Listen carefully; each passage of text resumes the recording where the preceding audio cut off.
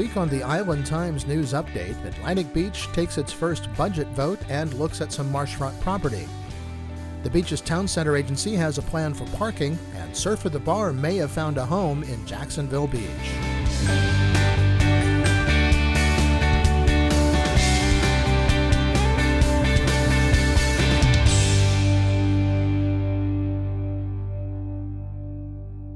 Welcome to the Island Times News Update. I'm Tom Patton.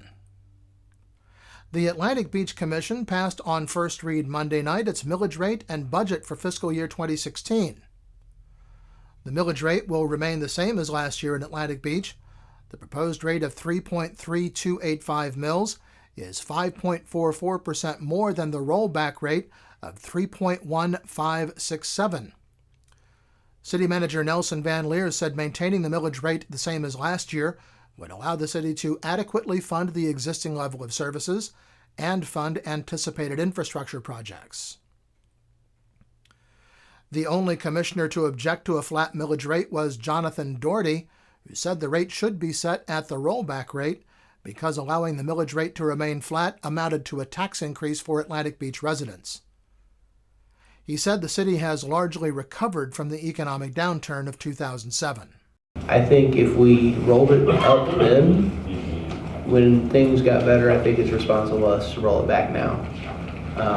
And I know it may cost us a little bit of money, it may be negligible money, but it just seems like the right thing to do. But Commissioner Jimmy Hill said the city still has some catching up to do from that economic downturn. I'm nervous to start lowering taxes because it's much, much harder, and this is a terrible thing to say, but it's much harder to come back and panic and try and run them up when families need it the most, especially while we have some repair to do. And we really do have some maintenance issues on facilities. We have some infrastructure that we know we're still working on. We have a major neighborhood that we've never had in the 30 years I've been here that will have some additional expenses. And we have a big project that we're starting in the form of a CRA to try and do some improvements in the Mayport corridor. Doherty voted no on passing the millage rate, but the budget passed 4-0. Commissioner Mark Beckenbach was absent from the meeting. The overall budget for Atlantic Beach for fiscal year 2016 is just over $33 million. The City of Atlantic Beach on Monday night authorized the city manager to negotiate a potential short sale with Wells Fargo Bank for a property at 280 Camellia Street, also known as the Bennett property. The so-called short sale would mean the bank would agree to take a loss on the property. A purchase price has not been set pending review of an appraisal requested by the city. Several residents of the community attended the meeting, most in favor of the city's purchasing the property. There is a house on the land which is in need of a great deal of repair. During the period for public comments, Mayor-elect Mitch Reeves said he did not think the city should spend as much as $200,000 on the property. He said the city needs to be careful with how it spends the taxpayers' money. Some residents expressed concerns about safety at the park. One resident who lives near Tideviews Park said that there have been several times when he has personally had to chase homeless people out of the park, and that there has been prostitution and other sexual activity occurring in the area. He was not completely opposed to the acquisition, but had some serious concerns about opening up access. Proponents said that having the park be more accessible would increase property values over the long run, and the city should consider the expenditure as an investment. Commissioner Jonathan Doherty said the city should go forward with purchasing the property and that the contract does not obligate the city to anything. What it does is it expresses interest to the bank to say, hey, we're interested in buying this property. The bidders or the sellers are interested in selling it, but you know what? The amount that we're going to buy it for isn't enough to cover the mortgage they have. And so you, the bank, are going to have to agree to take a loss on this. And so nothing even happens until the bank says yes. The appraised market value of the property is $234,000. Commissioner Jimmy Hill said the commission needs to make a decision about sea level rise because it's considering buying marshfront property. But he's okay with moving forward because he doesn't think the sea level is rising significantly. He also said the commission should not refer to the parcel as a park. I think that property is more valuable to our citizens, and especially talking about everything that was said at this meeting as an asset that we keep a little more flexible than our very restricted park space. I'm very concerned about calling it a park because there's very few things we can do with a park. The commission voted unanimously to authorize the city manager to sign the agreement and enter into negotiations with the bank at the appropriate time. City Manager Nelson Van Leer said that money is not budgeted for the purchase, but it is available in the unrestricted fund balance in the general fund. If they move forward with the purchase, it would be appropriated through a mid-year budget modification. The Beaches Town Center Agency will present a parking plan to the Neptune Beach City Council at their workshop meeting Monday night.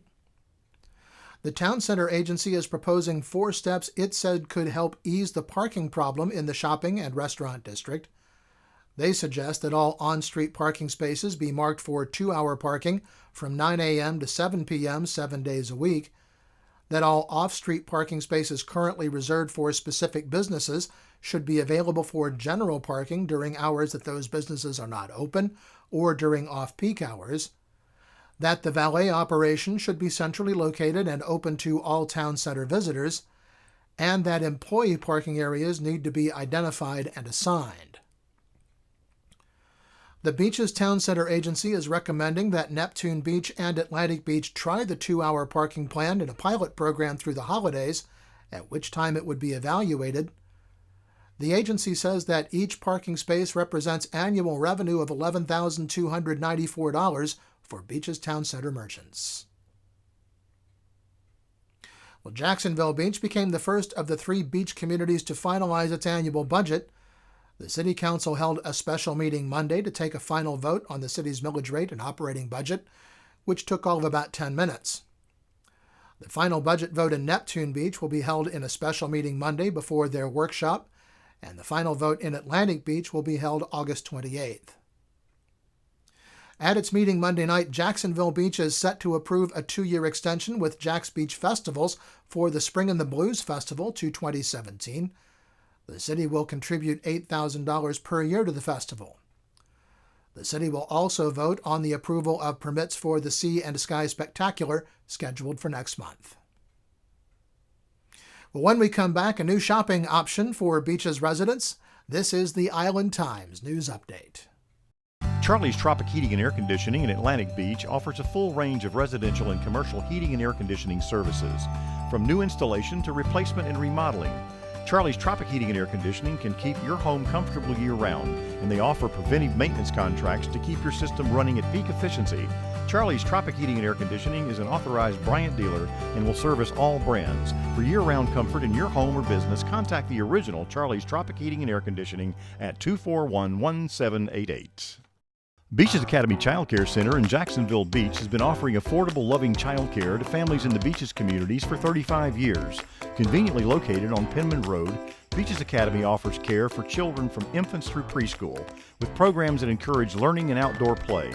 Our affordable tuition means families can get quality child care at a price that fits their budget. Contact Beaches Academy at 246-3885 and schedule a tour of our center. Beaches Academy, the child always comes first. Welcome back to the Island Times News Update. I'm Tom Patton. The Native Son grocery store will hold its grand opening at 1538 3rd Street in Jacksonville Beach on Saturday. The festivities get underway at 10 a.m. with a ribbon cutting, and the company says on its website that the first 250 customers to enter the store will receive a Native Son bag filled with $50 worth of best-selling natural and organic groceries. Native Son adds to the shopping alternatives available to Beaches residents who recently welcomed Trader Joe's into South Jacksonville Beach. Well, it looks like Surfer the Bar will be coming to Jacksonville Beach after all. After losing its bid to replace Mango's at the north end of the Central Business District, the group went back to the city with a plan to take over the space currently occupied by Freebird next to Latham Plaza. Plans call for an open-air seating area in the upper level with a glass partition to allow views of the ocean. Jacksonville Beach Mayor Charlie Latham said that this time no variances or exceptions would be required to complete the project. Surfer the Bar celebrates surf culture and is affiliated with Surfer Magazine. Neptune Beach is considering establishing a Citizens Police Academy with an eye toward getting volunteer help for the small department. There is a long-running successful Citizens Police Academy in Jacksonville Beach, and Atlantic Beach recently established a program in their department. Mayor Harriet Pruitt has mentioned at several council meetings that she would like to see a program similar to the Citizens on Patrol in Jacksonville Beach in Neptune Beach. Those volunteers are graduates of the Citizens Police Academy. The Jacksonville Beach Police Department says volunteers have donated over 13,600 hours to the department since the program's inception in 2000. And finally this week, Monday was the first commission meeting in Atlantic Beach following the city's election. And outgoing Mayor Carolyn Woods used the privilege of the chair to offer some observations about the campaign. Woods said the campaign was a display of acrimonious hatred on the part of some involved. This spiteful behavior to me is a great disrespect and a waste of the precious gift of life that God has given to all of us. Each and every one of us. My God is a kind, loving, forgiving, and accepting God. He speaks to me of helping others and leads me to show care and compassion to all. As far as this personal dispute is concerned, I'm convinced that both sides are at fault. Neither side can claim a higher moral ground, nor is there anything to be gained by festering this issue. I'm really quite ashamed by just the whole thing. Mitch Reeves, who takes office as mayor on November 9th, was in the audience. Well, the National Weather Service says after a rainy Friday, it will begin to dry out for the weekend, but the next couple of days will not be rain-free. The best chance of rain will be Saturday afternoon with improving weather Sunday and Monday. We'll see another decent chance of rain by Wednesday. Highs will be in the mid-80s and lows in the mid-70s through the week. And you can get a daily weather forecast for the island on the Island Times. And if you like, I'll read the weather to you on our daily weather podcast. The Island Times is always digital, always free at www.theislandtimes.com. Like us on Facebook and follow us on Twitter to be the first to know about stories posted to the Island Times. I'm Tom Patton. Thanks for watching.